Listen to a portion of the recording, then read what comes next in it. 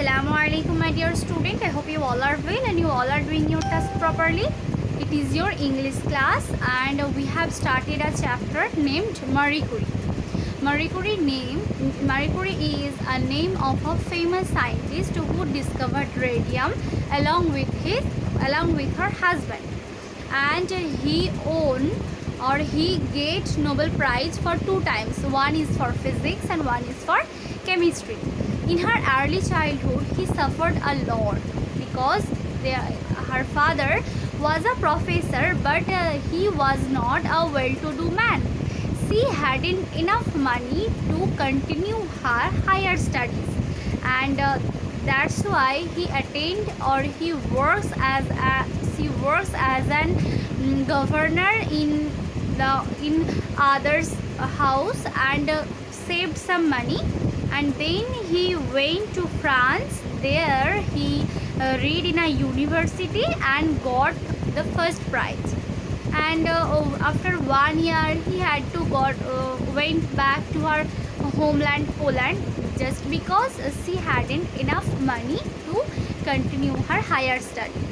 And she got the scholarship and went back to Paris glad. Then she continues her studies, and there she married a French scientist named Pierre Curie, and they both worked on a research and discovered radium. And Pierre Curie and Marie Curie didn't lead their life lavishly. They lived their life as a poor person. They don't suspend their money on food or on clothes. They all spent their money on research only, and the discovery of radium changed the science and changed the medical science. Nowadays the cancer patients cured just because of them, because they discover radium, and for that nowadays cancer patients are recovered. So we are very grateful to them because they are very famous, very great to us, Marie Curie and Pierre Curie. And I want to say you one thing, that our life partner is very important to us. Means if we get a wrong life partner, then our life will be destroyed. And if we got a right life partner, then our life will be heaven. Just you think, if Marie Curie got a husband like normal person, then what can she discover the radium? No, never. If Pierre Curie got a wife like normal woman, then can he able to discover the radium? No, never. They both are very dedicated to their work. They both are very dedicated to physics for research. That's why they got the result. Otherwise there would be nothing.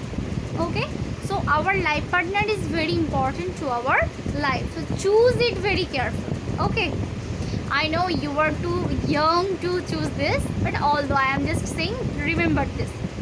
Now we have to read the next paras of this chapter, and today I hope I'll finish the reading of this chapter, and tomorrow we will start the question answers and the new words meaning and all this. So please now look at the book and read the story very carefully and try to remember this very well. Okay, now let's look. So student, we have read still this, so now we have to read from there. In 1903 সালে Pierre and Marie Curie was awarded the Nobel Prize in Physics. Pierre Curie and Marie Curie Nobel Prize by Physics. They shared the prize with a French physicist named Henry Becquerel. তারা Henry ব্যাকওয়েল বলে একটা French ফিজিসিস্টের সঙ্গে এটা ভাগ করে নেয়। তার মানে হচ্ছে সে বছর তিনজন একসঙ্গে ফিজিক্সের নোবেল প্রাইজ পেয়েছিল। কে কে তাহলে? মারি কুরি, পিয়ের কুরি আর Henry Becquerel. The award change and improved their lives a great deal. এই অ্যাওয়ার্ডটা তাদের জীবনকে অনেক বদলে দিয়েছিল। বাই 1904 সালে দ্য কিউরিজ হ্যাড 2 ডটার্স। কিউরিদের 2টো মেয়ে হয়। And led a happy life, আর বেশ একটা আনন্দের জীবন যাপন করছিল। Though they were famous and respected, যদিও তারা অনেক ফেমাস ছিল এবং অনেক রেসপেক্টেড ছিল, দে লিভড ভেরি সিম্পলি, তারা খুব সাধারণভাবে জীবনযাপন করতো। They did not believe in luxury, তারা লাক্সারিতে পছন্দ করতো না। Pierre Curie became a professor of physics at the famous Sorbonne university of Paris. Pierre Curie প্যারিসের সরবর্ন ইউনিভার্সিটির একজন প্রফেসর নিযুক্ত হন। তাহলে পিয়ের কুরি উনি নোবেল প্রাইজ পাওয়ার পর কী হন, উনি একজন প্রফেসর হন। ইন 1906 সালে Pierre Curie died in a road accident. Pierre Curie একটা রোড অ্যাক্সিডেন্টে মারা যায়। তুমি একবার ভাবো মারি কুরির লাইফটার কথা, একবার ভাবো। বাচ্চাবেলায় টাকা ছিল না বলে পড়তে পারেনি, মানে বাচ্চাবেলায় টাকা ছিল না বলে পড়া কন্টিনিউ করতে পারেনি, গভর্নেন্সের কাজ করে পড়াশোনা কন্টিনিউ করতে হয়েছে। তারপরে মানে সে ফ্রান্সে গিয়ে কিছু টাকা জোগাড় করে সে পড়তে লাগলো। এমন একটা ঘরে থাকতো যেখানে না আছে লাইট, না আছে পাখা, না আছে আলো, না আছে পানি, কিছু নেই। সেখানে থাকলো, তারপরে স্কলারশিপ পেয়ে পড়াশোনা তো করলো, একটা লোককে বিয়েও করলো। সেখানে ওরা কোনো ল্যাভিশ লাইফ লিড করতো না, মানে অনেক বড় লোকদের মতো জীবনযাপন করতো না, খুব সিম্পলি জীবনযাপন করে রেডিয়াম আবিষ্কার করলো, নোবেলও পেলো।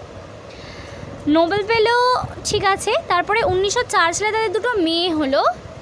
1906 সালে, মানে ভাবো মেয়েগুলো যখন 2 বছর বয়স, তখন ওনার হাজব্যান্ড মারা গেল। দুটো মেয়ে আছে, 2 বছরের মেয়ে, কত বাচ্চা, আর হাজব্যান্ড মারা গেল। উনি কী করবে দেখি।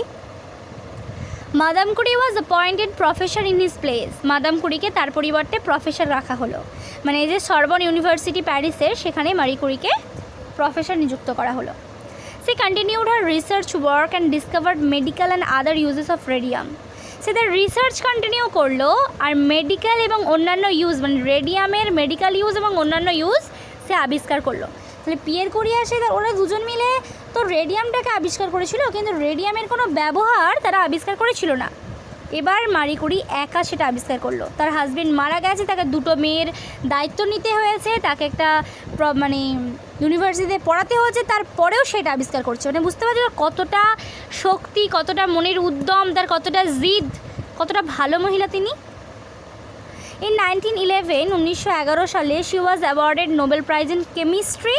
সে 1911 সালে কেমিস্ট্রিতে নোবেল প্রাইজ পেল। She was the first person who won this great prize twice. সে ছিল প্রথম ব্যক্তি, প্রথম মানুষ যে এই নোবেল প্রাইজটাকে 2 বার পেয়েছিল। During the first world war, প্রথম বিশ্বযুদ্ধের সময়, Madame Curie worked on advancing the medical use of X-ray. Madame Curie এক্স-রের মেডিকেল ইউজ মানে আবিষ্কার করছিল। কীরকম, মানে এখন যে আমাদের যেন হাত ভেঙে গেল বা পা ভেঙে গেল, আমরা চলে গেলাম এক্স-রে করতে, দেখে এলাম আমাদের সত্যি সত্যি হাতটা ভেঙেছে কি না, কতটা ভেঙেছে এটা দেখে নিলাম। কে আবিষ্কার করেছে এটা? মারি কুরি আবিষ্কার করেছে। মারি কুরি মেডিকেল ইউজ আবিষ্কার করেছে এই X-ray. when the war ended in 1918, 1918 সালে যখন এই ওয়ারটা শেষ হলো, her motherland Poland became free. তার মাতৃভূমি পোল্যান্ড তখন মুক্ত হয়ে গেল। And this made her very happy, আর এটা তাকে খুব খুশি করেছিল। সে স্টার্টেড হার ওয়ার্ক অগেন, সে আবার তার কাজ শুরু করলো। The French government set up the radium institute. French government একটা রেডিয়াম ইনস্টিটিউট খুলে দিল।